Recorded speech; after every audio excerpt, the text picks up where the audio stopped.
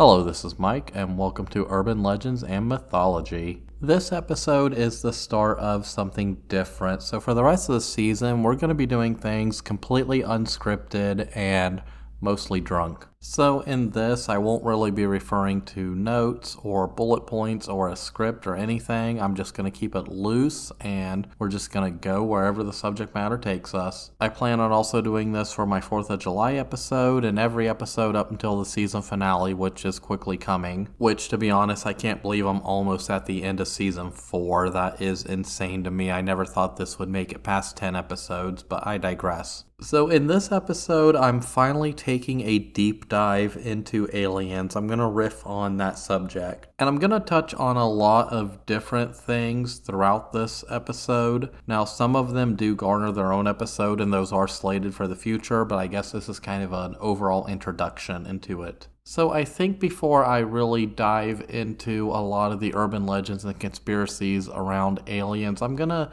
get into a little bit about my personal opinions on alien life, and then we'll dive into all the fun, gritty stuff. And don't worry, I am totally going to talk about Area 51 in this because that was the original plan for the episode, but that'll come later. So let's find a basic beginning and start at it. So what do I personally think about alien life? Well, I think that we are not alone in this universe because it's very obvious we are not alone in this universe. Now, those with deeply human-centric, earth-centric religious beliefs, they can scream about it all day long, but I simply do not believe in their narrative. And nothing that can be said will ever change my mind of that. Because let's be blunt and honest, our universe, which is one of an infinite number of universes, is about 13 billion years old. And no one can tell me that within that 13 billion years that the formula which created life as we know it didn't exist multiple times across the entire universe. Earth isn't very unique. We're actually kind of a backwater in our own galaxy. One of billions of planets surrounding trillions of stars in a universe that is completely unfathomable. It's simply too large for our tiny little tapioca soup meat brains to comprehend. Because at the end of the day, when you consider all that ever was and all that ever will be, the thought that life has only existed on Earth is kind of arrogant and kind of insane. Now, it is true, given our limited tech, and the fact that we are a very recent spacefaring species, that we haven't found definitive 100% proof that there's life beyond our own solar system. However, that doesn't mean that the galaxy or the universe isn't already teeming with life, because we haven't even stepped foot outside of our own backyard. Hell, we've never even studied the entirety of our own planet, yet alone our solar system or a galaxy. So I find it pretty arrogant to state that we're the only life in the universe. And when I'm talking about life, I'm not just talking about sentient organic life as we know it. I'm talking about every type of life that's conceivable to us, from microscopic bacterial life to plant life to basically us to super hyper advanced galaxy-wide cultures that we find in, like, the fantasy world of Star Wars. And I think a lot of people forget about things like plant life or bacterial life or just simple animals. Maybe there's a planet where the dominant species is like deer or something. Because even here on Earth, we shouldn't forget that we are an extremely recent addition to our own planet. Because modern humans, Homo sapiens sapien, we've only existed for maybe 100,000 years. And that's on a planet that's estimated to be 3 billion years old. So that's just a drop in the bucket, which simply means that the probability that a species that is as intelligent, if not more intelligent and advanced as us, has probably existed over and over again in the universe multiple times. Because statistically, it just simply does not make sense that it hasn't happened. All of that out of the way, we kind of have to ask ourselves the question, if our galaxy is already teeming with life, how come that life hasn't interacted with us or hasn't contacted us or whatever? And it really comes down to a number of different things: distance, time, technology and impact. Now, distance is obvious, even in if you take like a civilization like Star Wars. I'm going to use that as an example a lot because that's like a true, like, what is it, class 4 or class 3 civilization? A civilization on that Kardashev scale where they can basically harness the entirety of the energy of their galaxy. Even a civilization like that didn't truly have control of their whole galaxy. They had the unexplored regions, wild space, etc., etc.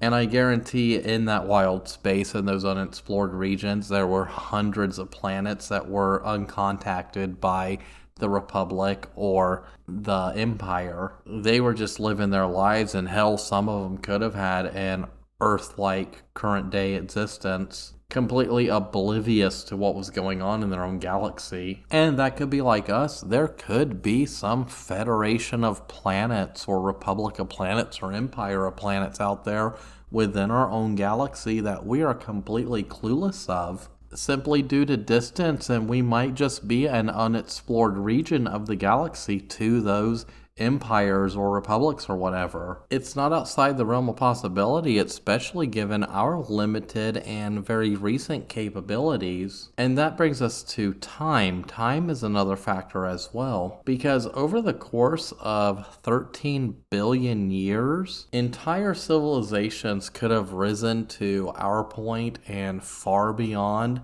and collapsed thousands, if not millions of times over and over again across a countless number of solar systems and galaxies. So let's just use a basic number. Let's say it's 5 billion years ago. At this point, the galaxy is 8 billion years old. And at some point during that time, on a planet somewhere out there, who knows, some distant galaxy that's circling a star, much like the sun, a human-like culture arises. And over the course of 200,000 years, which is basically nothing in the great scheme of things, a culture like humans rise up and get to our technological point. But some enterprising scientist somewhere discovers nuclear technology and annihilates their whole species. We today would never know that that species ever existed. The planet might still be there, hell, the star might still be there, but any evidence of their civilization will be long gone. Or let's say it's a couple billion years from now, and at that point our sun has turned into a red giant and has completely consumed the Earth. A future species on a future planet might never know that Earth existed in the first place, because I don't think the mind truly comprehends how long billions of years are. To be honest, the best a human can really comprehend is centuries or maybe millennia.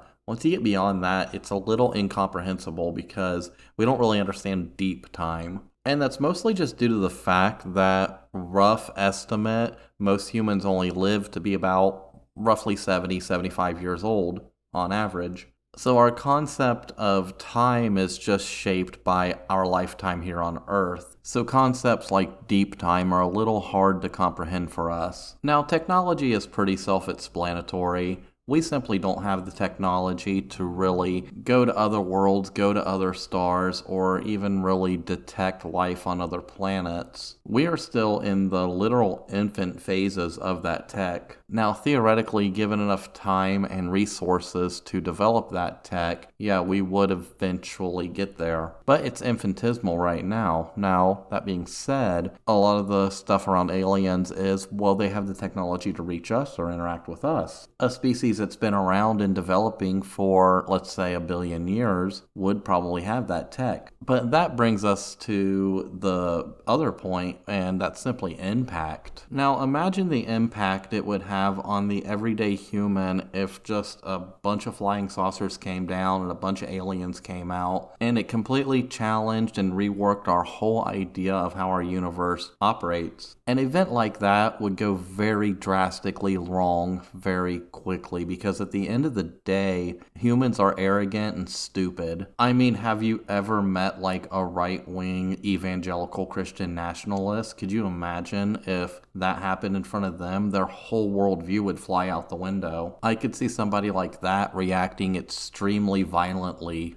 towards that. Bluntly put, aliens announcing their presence to masses on Earth before we're ready would completely rewrite human history. And it would set us down one of two paths. We would either have to assimilate or we would destroy ourselves. A lot of people compare it to Columbus when he sailed to the New World and met the Native Americans, and then the Spanish came over and annihilated everybody in South America pretty much. And then like the English came over and annihilated all the Native Americans in North America. Or when Roggeveen and his men first stepped foot on Easter Island and introduced all these diseases which virtually wiped out their society. Impact is a thing that we would really have to take seriously if we were ever to be visited by aliens. Or go out and visit other worlds ourselves if we ever reach that technological development. Either side could be exposed to diseases that could completely wipe out one side or the other. Or, putting disease aside, maybe things like severe political ramifications may happen. Maybe being visited by a group of aliens could end up with all of humanity, this whole planet, becoming a slave planet to some intergalactic empire. Or, and I feel like this is most likely,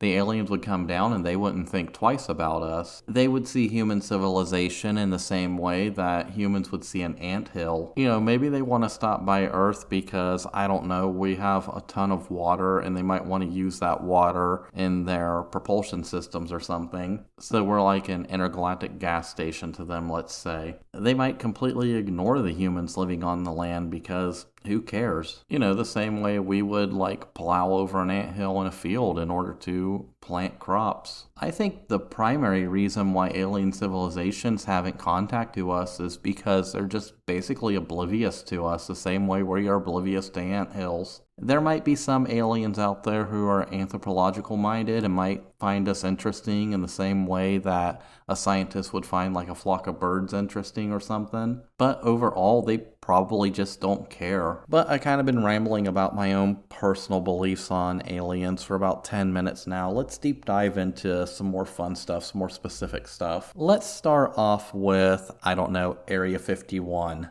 That's the big one here in the United States. So as we all know, Area 51, also known as Groom Lake, The Ranch, Dreamland, Nellis Air Force Base, and now Homey Airport, or whatever they want to call it now. This place is like the mecca when it comes to alien lore, and it's mostly due to the secret nature of what goes on there. Now, what really goes on there, and this is the official story, which is given to us by like the US government, the Air Force, the CIA, all the YouTube stuff I was watching when I was drunk. It's basically a test facility which creates our newest, latest, and greatest aircraft technology for the US Air Force and subsequently the US Navy, which operates the second largest air force in the world, because the Navy is just that fucking hardcore. Now, why is this? Why is this base here, and where did it all get started? Well, it all really gets started at the end of World War II. And during World War II, Americans have already established that the American Southwest was a great place to work on secret projects for the military. For example, all of our nuclear test sites were in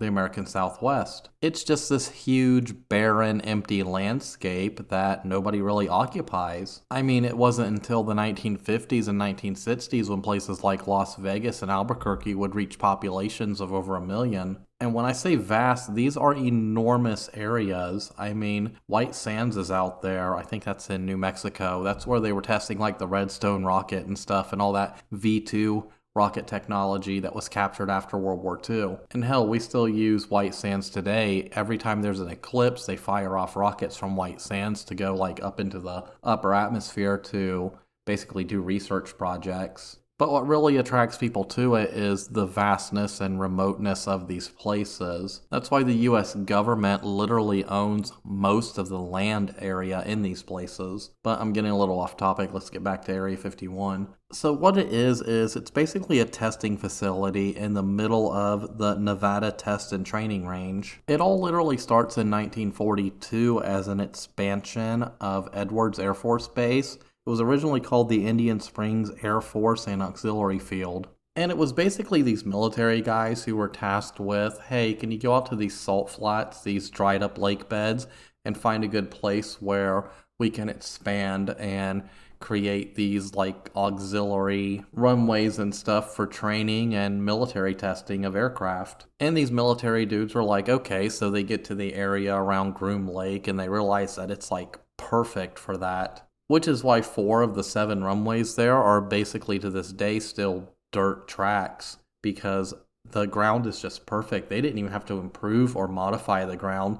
They're just perfect for runways. So when they first get out there, they build 2 of these runways and they work. They're great little training areas for this auxiliary field. Of course, in the 50s with the Cold War, everything out there kind of changes. At first, it's just kind of another military base. It's like a tent city. People are going out there to train and fly in these new aircrafts and whatever. However, the Cold War comes into play. And anybody who's a long-term fan of this channel knows that we love the Cold War around here. It is a treasure trove of material. So it all really kicks off in the early 50s with the Lockheed U-2. And the CIA comes to military and they're like, hey, where can we develop and test this U-2? They're like, hey, we got to beat the Soviets and this is going to become our upcoming workhorse spy plane. And the Air Force is like, oh, we got the perfect place. Nobody's going to bother us out here. And they choose this area where there's a small population. Everybody's kind of military affiliated. And, you know, it's not over at like Edwards where there's a fuck ton more people and secrets of this new reconnaissance aircraft could get out. And with this being the early days of the Cold War, we had to keep our secrets guarded from the Soviets. Could you imagine what would happen if the Soviets got the plans of the U-2 spy plane during its initial phases? They would have really leapt ahead of us during the Cold War. So this really kicks off Area 51 as it is, and it goes from this little collection of like basically a tent city with a mess hall and some runways to a formal military base. They were actually calling it Paradise Ranch because they wanted to entice people to move there who would like work on the base and stuff. Of course, that didn't last very long. Now they all fly in from Vegas on Janet, which to be honest is really nothing secret because, you know, Las Vegas became the big city of Nevada that everybody wanted to live in. Nobody wanted to live way up at Nellis or Groom Lake or whatever you want to call it. And this airline literally takes off right in the middle of Vegas every day and flies their workers out there to Nellis and back every evening. It's kind of hard to keep that a secret. So they never actually tried to. Everybody knows what Janet is. Everybody knows where it's going and where it's coming from. The only thing we really don't know is who are the people working there. But, you know, where a man works is nobody's business, to be honest. But I digress.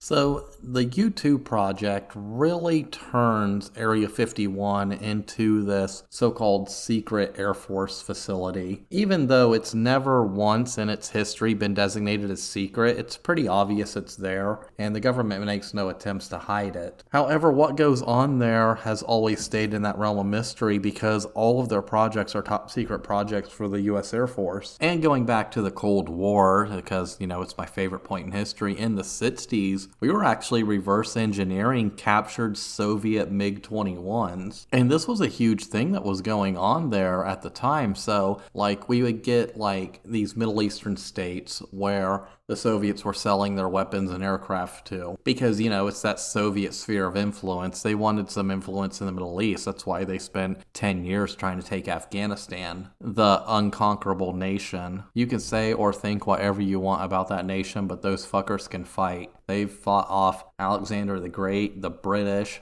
the Soviets, the Americans. They can fight. But the Soviets had a history of defectors and defectors from the military, and a few of these defectors brought with them through the Middle East MiG-21s, which were their, like, new great awesome jet of the 60s. And the Soviet defectors were like, hey, in exchange for citizenship and freedom and whatever, we'll just give you these MiG-21s and you can do whatever you want with it. And the government and the military was like, fuck yeah. So these MiG-21s, they end up at Area 51 and, you know, the scientists are reverse engineering them. Not that they probably really had to, because I'm sure at the time what we were developing was superior. But more importantly, our pilots were flying them and figuring figuring out how they worked, how they maneuvered, what were their limitations, what were their advantages over what we were creating. And with that knowledge, we were able to develop our own aircraft, which were vastly superior. And all of these aircrafts that we have created since then, they have all really been tested at Area 51.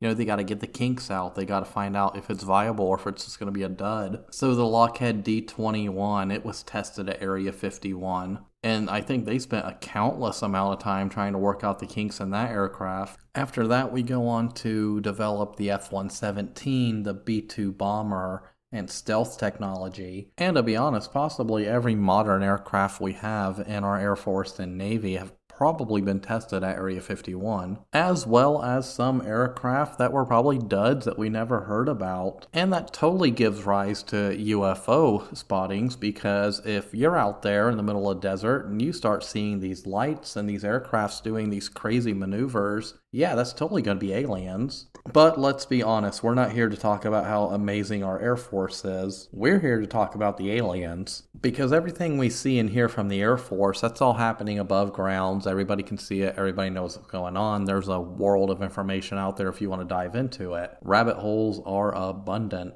But what's going on underground there? What's going on behind the scenes? Why is it that our technology is vastly superior to every other military technology on the planet? Well, that's because there are aliens there at Area 51, as well as alien craft. And for this, we really have to go back in time. So in the 1800s, before there was ever any kind of military installation or facility there, it was a mining district. They were mining lead and silver, I believe. Galena, so it's going to have lead and silver. And these mines make perfect underground spaces for the development, the reverse engineering of alien tech. So let's skip ahead to Roswell. So Roswell takes place in New Mexico in 1947 during the peak of the UFO panic. And if you remember my Roswell episode, you will remember that I largely discussed the UFO panic of the 1940s. So basically, we all know the story of Roswell. It starts with Mac Brazel. He's on his ranch, and he comes across this debris from a crashed alien spacecraft. He goes into town, and he hears all these people talking about flying saucers and aliens and blah, blah, blah, because it's the height of the flying saucer craze.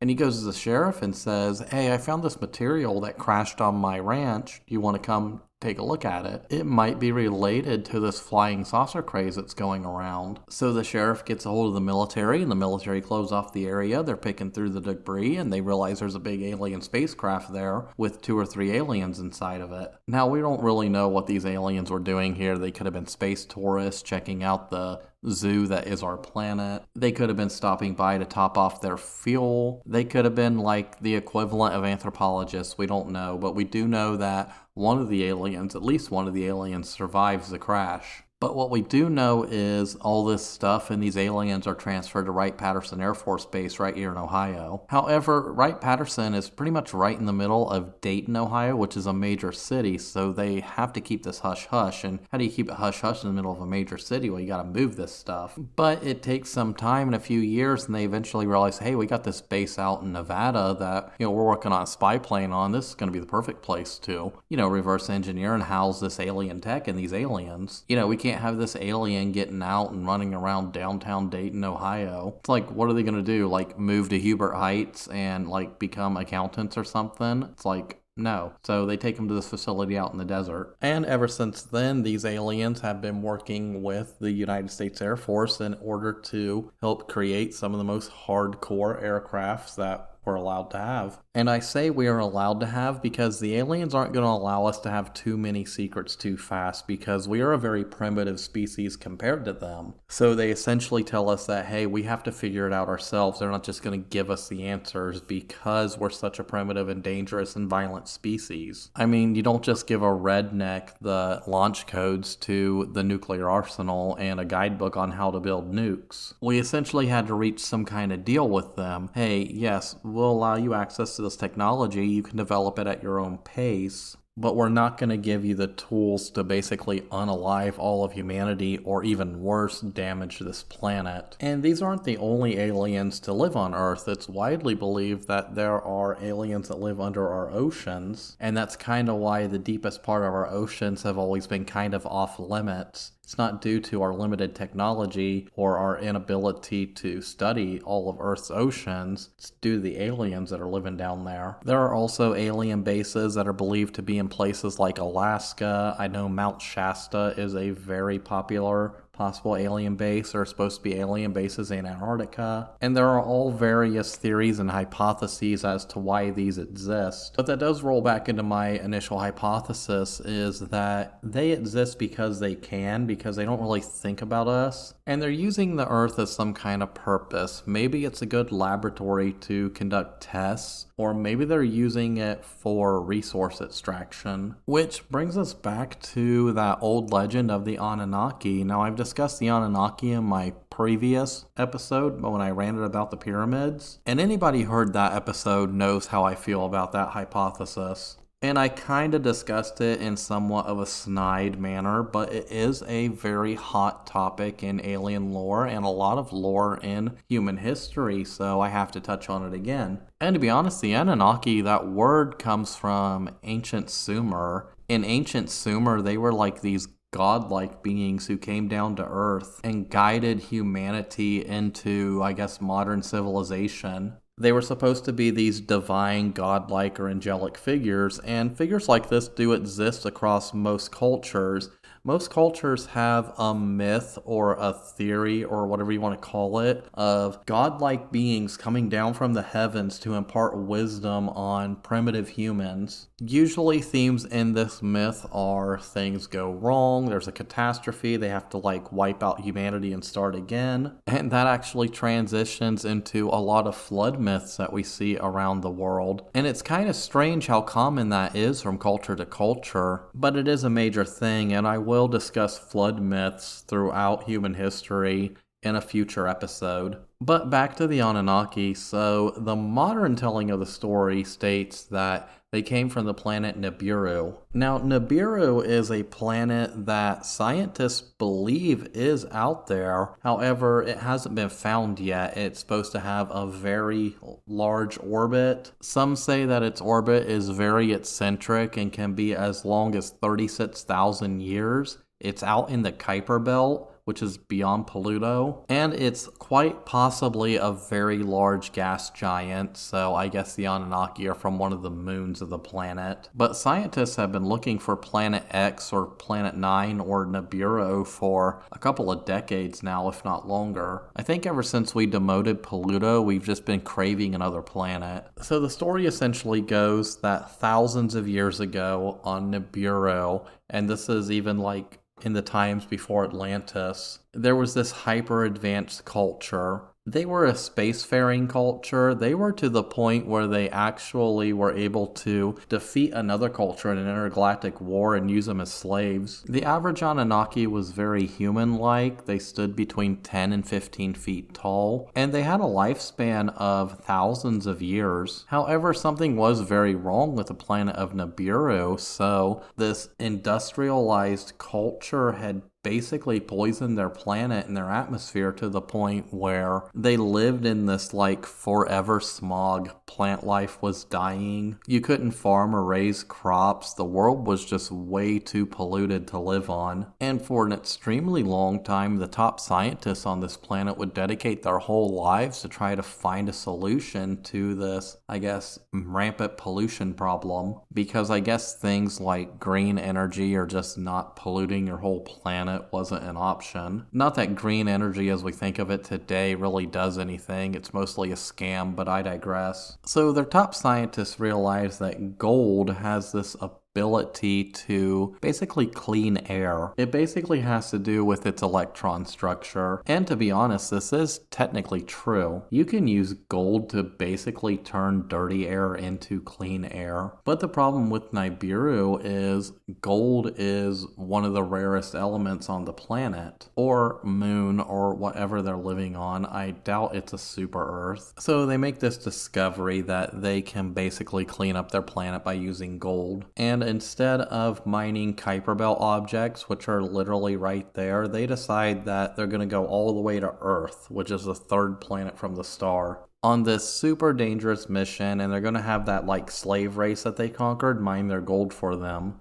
and then they're going to ship it back and they're going to use it to clean their atmosphere, and they're going to basically just keep up this cycle forever because, like I said, just simply switching to an alternative energy source is not an option. I just imagine they're all like rednecks who are like, we can't get away from fossil fuels and coal. If we did that, we'd be living under some communist dictatorship as opposed to our absolute monarchy. So, ignoring all the gold in the Kuiper Belt, they come to Earth and they bring that like race of aliens that they conquered thousands of years earlier, and they put them to work in the mines. And the humans are just kind of initially there in the background, just doing our own thing. This is 20,000 years ago, so we're still living in small villages and mostly hunting and gathering. We haven't even really domesticated sheep yet. So the like slave race of aliens or whatever are like mining this gold, and this is going on over a period of I think a couple thousand years, and eventually the demand just gets more and more, and the Anunnaki force them to work harder and faster and increase punishments. It's kind of like capitalism run amok, but I digress. It's like we need more gold to purify our atmosphere so we can continue destroying our atmosphere with our rampant industrialization in this never-ending cycle. And it's like I said in my pyramids episode, I think this culture was made up of a bunch of fucking dumbasses. So after a while of this, the miners revolt. And they revolt hard, however they are suppressed by the Anunnaki. But the Anunnaki do know that they can no longer depend on this,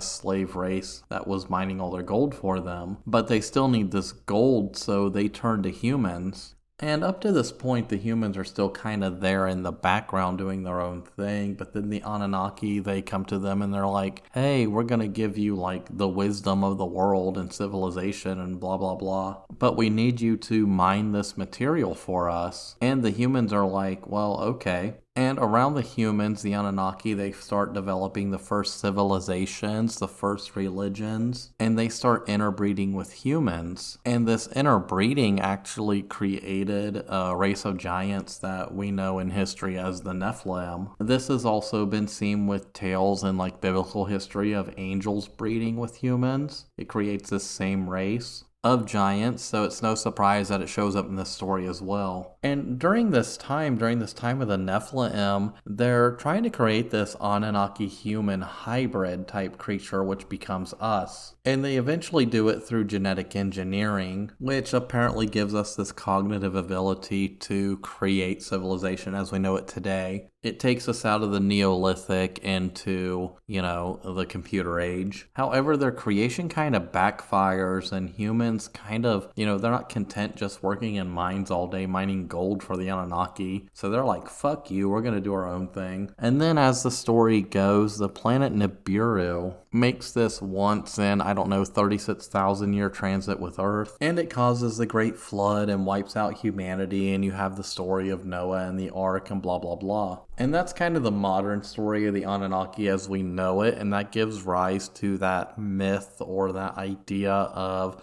a divine creator, or that myth that floats around in alien lore of intelligent design, essentially stating that we were primates who were genetically engineered by aliens that put us on the path to our current technological success. Because let's remember, as always, humans can't stack rocks on top of each other on our own. We needed aliens or some kind of divine intervention to show us how to do that. But the Anunnaki aren't the only aliens out there, or the only aliens that have come to Earth. There have been many different types of aliens that have come to Earth and still hang out amongst us today. And if you really think about it, there are possibly trillions of different alien species in our own galaxy alone. If you think about just a single planet, take Earth, think about all the species of plants and animals and bacteria and viruses and stuff that all exist. It is a massive amount. Now imagine that times 1 billion. And then with every planet having its own biome and blah, blah, blah, the possibilities and variation are completely endless. But the most famous species of alien, the first thing we all think of when we think of alien, are the iconic Greys. Now, there are 2 hypotheses of where the Greys come from. The primary hypothesis is that they come from Zeta Reticuli, which is a binary star system in the constellation Reticuli, which which is a southern hemisphere constellation. And this star system is about 39.3 light years from Earth, roughly. I don't know. Don't quote me on that. Somewhere around 39 light years. So let's hope they have warp drives or something, because that would take them a long time to get here otherwise. But most people refer to them as Zeta Reticulans. However, there is another part of the lore that states that the Greys are humans from the future. Essentially, there's a series of, contaminations and nuclear wars and disasters which force the remaining humans underground. And since they live underground, they evolve into the Greys, and then the Greys come back through time and they kidnap us in order to experiment on us to create hybrids so their race doesn't completely die out. Now, that's a fun story, but that one is completely fucking garbage. Because when you look into the history of the Greys, the first depictions of them in any kind of literature, it goes back to H.G. Wells. And H.G. Wells gives us the first description of what will become the Greys. So in 1893, he writes an article called The Man of the Year 1,000,000. And essentially in this article, he's describing how humans will evolve over time. Because we have to remember, we are still biological organisms. We are constantly evolving. So a lot of people think that this is our final form. This is nowhere near our final form. Which, that reminds me, I actually wrote an article back in college. I should go back and find it and publish it. And I was kind of riffing on the idea of the possibility of how humans would evolve if we ever became a spacefaring species and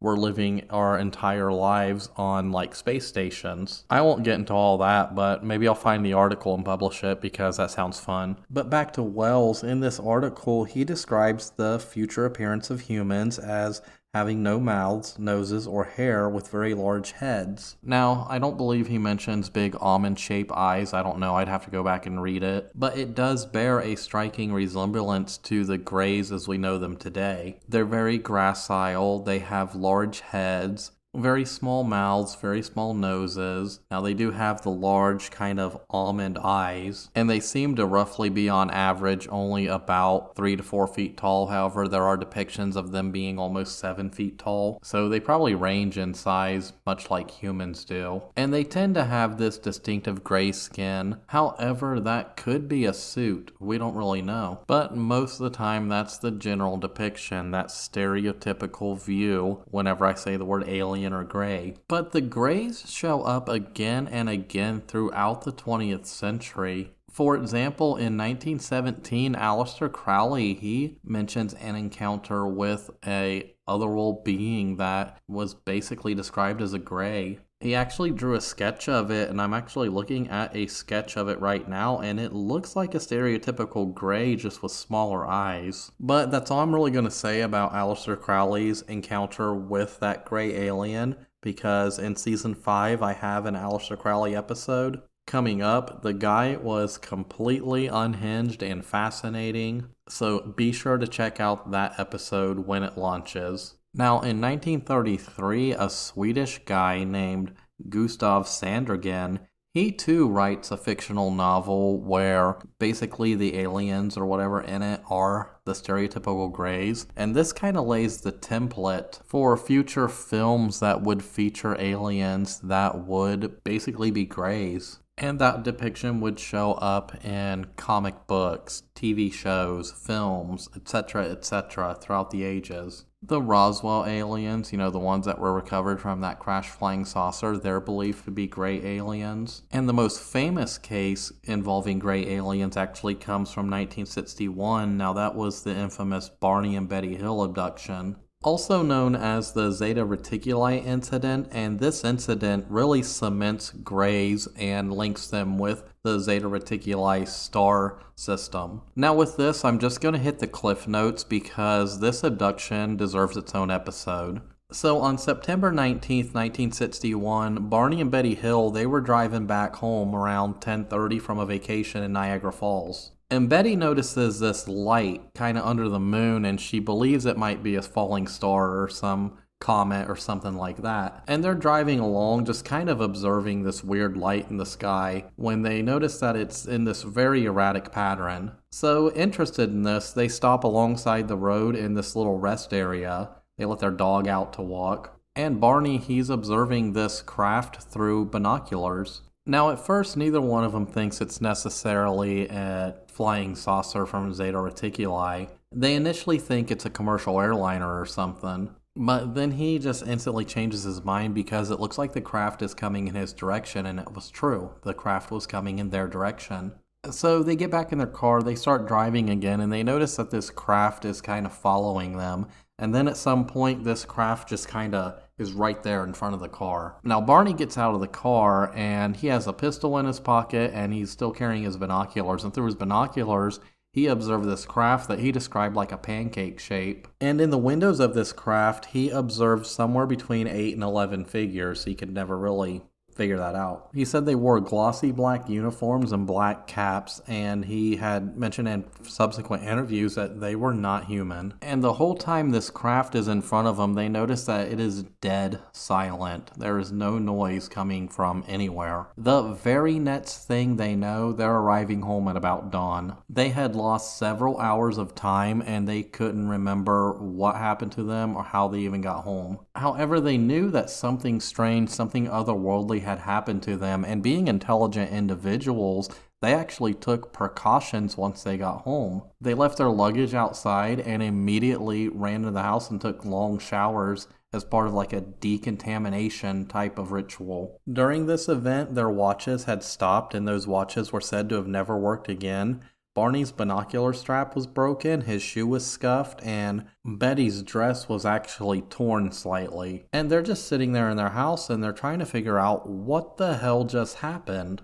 And these weren't just two kooks who were looking to cash in on some crazy flying saucer craze mystery. These were actually very grounded, very intelligent people who were considered leaders in their local community. And in an effort to figure this all out, they actually report this incident to an astronomer and then to the Air Force, because this is classic Project Blue Book material. And in a 6-hour interview with these authorities, they're describing everything that they can possibly remember, but Barney admits that there's some kind of mental block keeping him from remembering everything. And of course, the feds and the Air Force are interested in this because, remember, this is 1961, the height of the Cold War. They had to make sure that this wasn't some kind of Soviet attack or some kind of a Soviet attempt to, I don't know, create sleeper cell agents in the United States. However, eventually they would find out what happened because Betty had dreams for like 5 successive nights after the kidnapping. And these dreams essentially reveal what happened, along with some subsequent hypnosis sessions that both of them went through.